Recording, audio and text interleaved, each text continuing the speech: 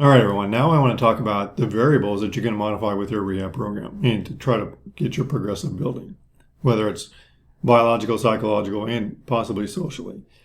Mostly going to talk about biological and mechanical here. So the yellow dot in all these two cases is the axis of movement in the shoulder. The blue dot is the moment arm with the different amounts of motion. So we'll say this is 30 degrees of abduction, this is 90, and we'll say this is 150 degrees. So 30, 90, 150. And what you can see is the moment arm is short for 30, and it's short for 150, and it's the longest at mid-range at 90. So moment arm is going to give you the most challenge with 90 degrees of abduction. Versus the moment arm at 30 degrees and 150 is pretty much the same. But the reason it's harder at 150 degrees is more to active insufficiency of the agonist of the deltoid, versus the reason it's hardest at 90 is due to the moment arm.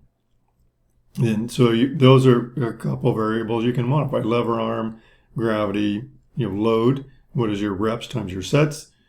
Your reps times your sets times your load. And then remember that's inverse. Volume is inversely proportional to intensity. And then types of resistance, is it not isometric? Is it isotonic? Is it isokinetic? Is it fluid type of resistance? But then also looking at from the standpoint of even, isotonic, is it concentric or is it eccentric? And then, which is kind of your types of contraction. Planes of movement, am I going in the frontal plane, sagittal plane? Am I going in multiple planes? Amplitude of movement.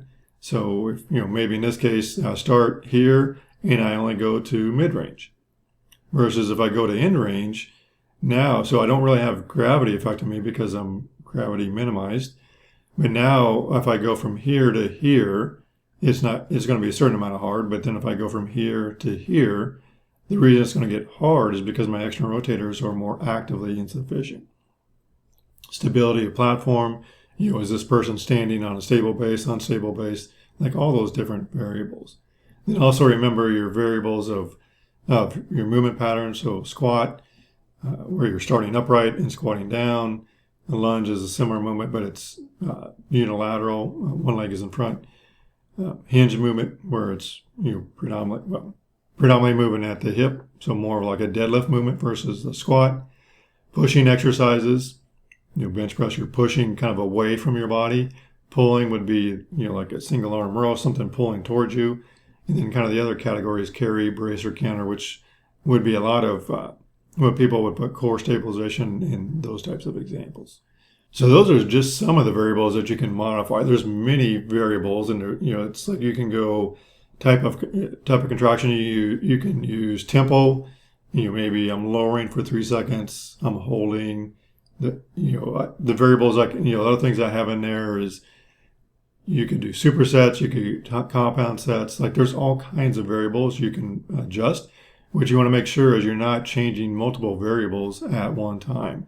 And then you want to kind of like use those concepts and adjust them accordingly. So sometimes you might change a variable, but maybe one of the variables that you had before is let's say it's load, and now you're going to go more frequently. So the load was the constant variable. Now you're going to add frequency. You're going to go, instead of 3 times a week, you're going to go 4 times a week.